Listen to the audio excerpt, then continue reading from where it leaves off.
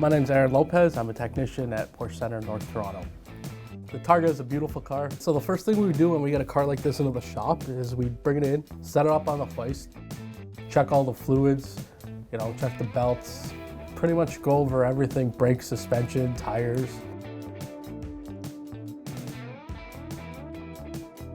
Just make sure it's a good drivable car. And whatever needs to be addressed, we will address, considering a car is from 1986.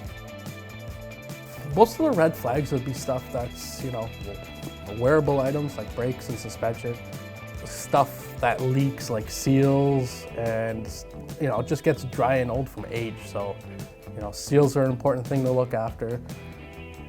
Engine oil leaks, transmission is gonna leak.